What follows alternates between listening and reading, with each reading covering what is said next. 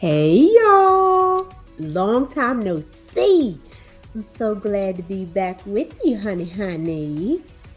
Okay, so I know you read the title and you coming ready.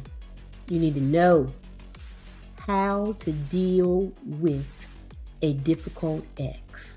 Who has won? Me. And I guess you do too.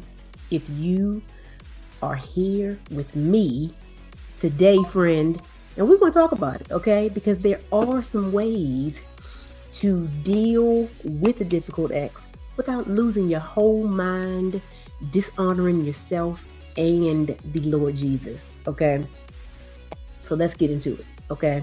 Now, when I say difficult ex, I am talking about the one that's always trying to cause some confusion, okay?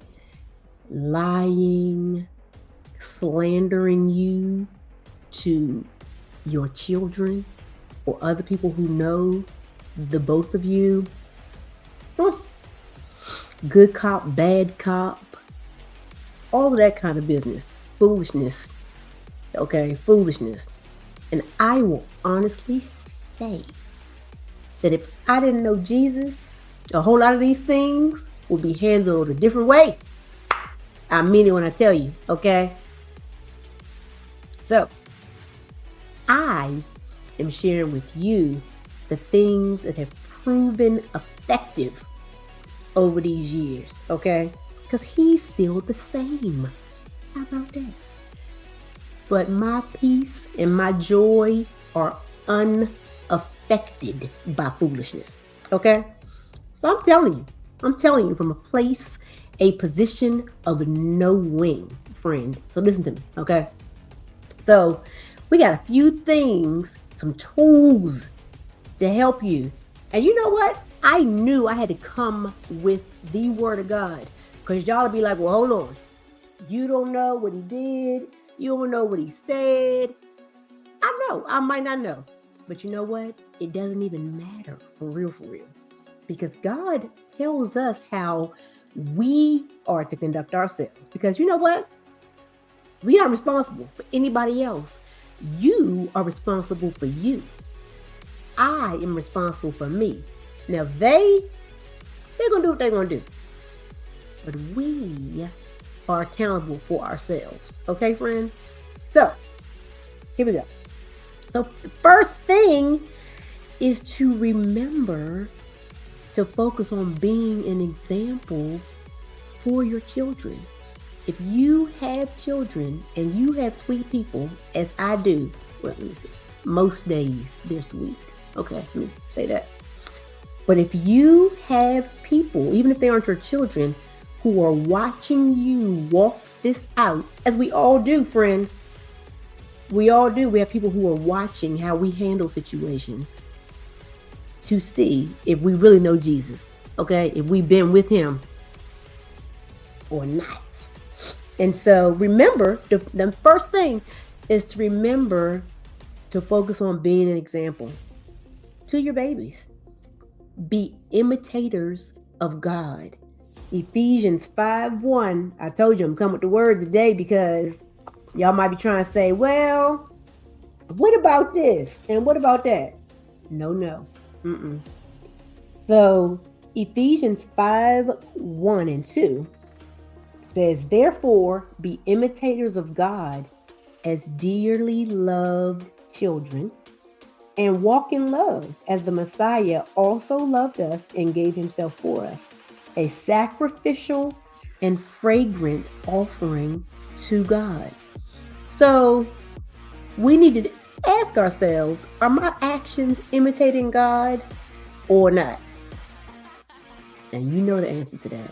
So if that is the goal, we got to ask, what would Jesus do? There used to be a wristband, right? Okay, we might need to wear those sometimes as reminders. So remember that we are imitating God. We are representing him in our actions, even if they are not. Okay? And then Titus 2:7 and 8 says about everything. Set an example of good works yourself, okay? Yourself with integrity and dignity in your teaching. The example that you set, right? Your message is to be sound beyond reproach so that the opponent will be ashamed, having nothing bad to say about us. At some point, people say, you know what? I got nothing. I got nothing. Okay? But we are responsible for us. So, number one is to remember to focus on being an example. The second thing is, y'all, if the situation is such that you can't have a respectful, amicable conversation, communicate in writing. No words. You can text, you can email, whatever you got to do. So there will not be an exchange of words. We know our limits, okay? Stick to, if you have a court ruling as far as your ex's involvement or visitation with your children, stick to that thing. Don't be trying to deviate from the plan. If you cannot have an amicable exchange as reasonable adults, just stick to what's in writing. That's it, because that is not debatable. Okay? Stick to what's in writing and stick to the issues, because people always try to take you there, right? They'll be like, well, what about when you did this and this and this? No. If you have children, the conversations should be related to those little people. Anything else does not require future discussion. You don't have anything else to prove. You don't have a point to make. It is pointless to get into exchanges about things that don't matter anymore. If it's past tense, it's past tense. Leave it there. Don't keep on trying to rehash past stuff, because at this point, it's adding nothing. So just let it ride. As soon as the conversation starts to go left, you go right and say, you know what? I hope you have a wonderful evening, a wonderful day. The conversation is over. Respectfully, goodbye. Okay? Shut it down. So the next thing is, y'all, do not slander your ex to your children. Don't do it, okay? Don't do it. Even if they are speaking ill of you. Y'all, I've been there too, okay? Even if they talking all kinds of trash about you, do not return it. Don't return it. You can't control that person. But the way you combat that is to be consistently showing your children by your actions who you are. If your actions are contrary to what that person is saying about you, your actions automatically will trump foolish words spoken against you. Let your actions speak louder than their words. That's what you do, friend. Don't get into a war of words with your children in the middle. That ex is difficult and all kinds of headaches for you, but your children still love that person. And if you speak ill of them, they feel that, and that develops a hurt and a defensiveness in them. And you just don't want it. When they look back on this situation, you want them to see the contrast between how you handled things and how that person handled things. Okay? So let's look at Colossians 3:8, because you might be like, well, you don't know. I don't, okay? But God knows, and He sees it, friend. You don't have to fight that battle. Just be who you are and do what you do. That speaks louder. So look at Colossians 3:8, okay? Colossians 3:8 says, you might be turning there too. Colossians 3:8 says, but now you see how God always directs it to you, not them. But you now must also put away all the following: anger, wrath, malice, slander, and filthy language from your mouth. Y'all know what comes out of your mouth is an indication of a changed life. So, we are responsible for us, nobody else, right? Now, let me tell you, if this was Old Testament times, and sometimes I wish, okay, it was Old Testament, but then I'm like, oh, hold on, that would apply to me too. No, thank you. I appreciate grace and mercy. Thank you and hallelujah. Okay, so Exodus 21:24. This is how I used to roll: eye for an eye, tooth for tooth, hand for hand, foot for foot, burn for burn. Y'all, it wasn't a game, okay? Bruise for bruise and wound for wound. If you gave it, that's what you got back. But Jesus gave us a better way. 1 Peter 3:9. This is what the Lord told us: not paying back evil for evil or insult for insult, but on the contrary, giving a blessing, since you were called for this, so that you can inherit a blessing. Y'all hear that? If we don't return evil for evil, if we don't return insult for insult, we inherit the blessing. We are not responsible for them. Do you see how this is very personal? That thing says you every time. Okay? So, the next thing is this whole good cop, bad cop situation. You know what I'm saying? When like you have to always be the one to set and enforce the rules, to maintain the standard. And over there, they act like you are the enemy. Oh, she made you do that? Sorry. It does invoke rage, okay? But we got to think long term, okay?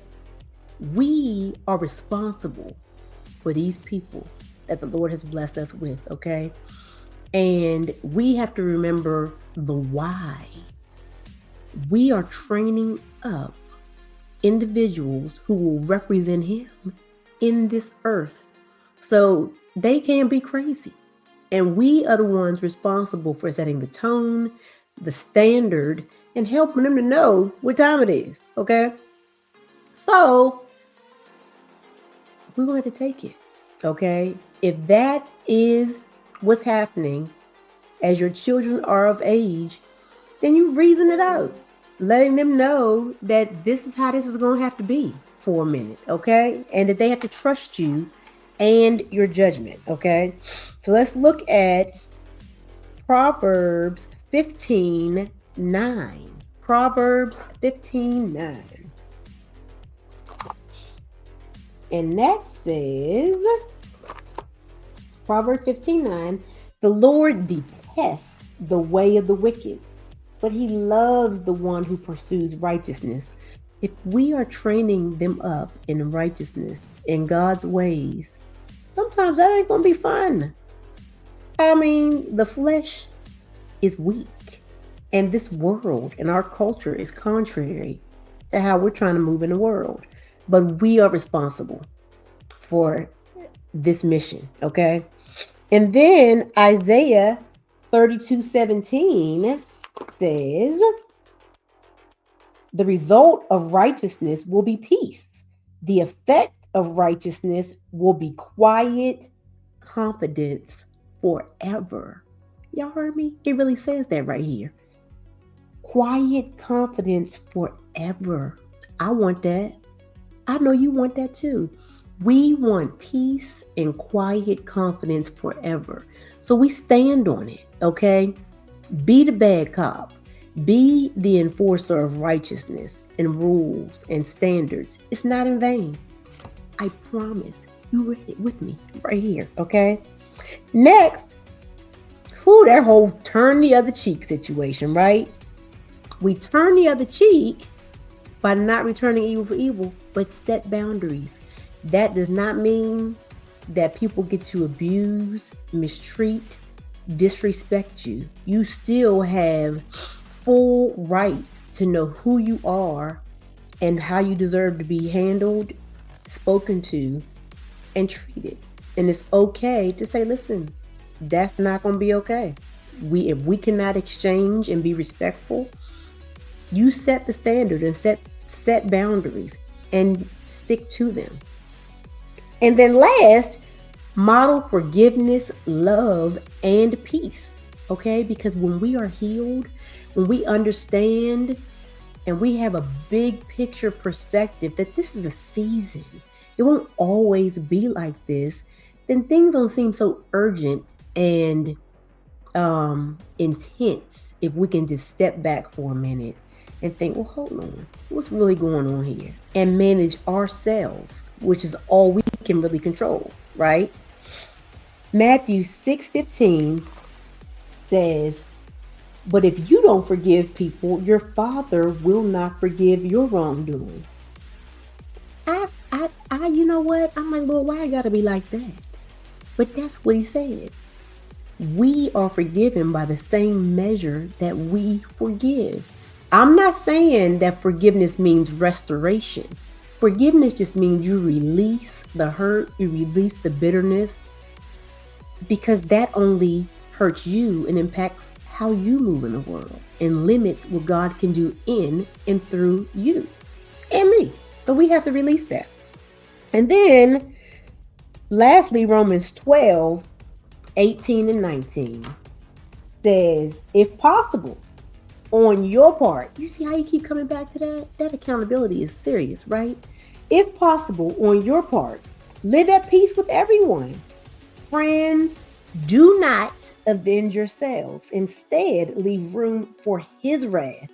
And let me tell you one thing. His wrath is a whole lot more serious than anything you or I can inflict. Okay? Let him have it. Have it, Lord. Handle it. And thank you. Okay? So, remember to focus on being an example. If the situation can't be respectful and amicable, keep it in writing. Do not slander your ex. Be the bad cop if there's a good cop, bad cop situation, if you standing on righteousness. Turn the other cheek, but don't fail to set boundaries. And then model forgiveness, love, and peace. Remember, this is a season. You get to decide how you respond. You get to decide the example and the picture that you present to those who are watching you walk through this. How you represent God and yourself in this situation.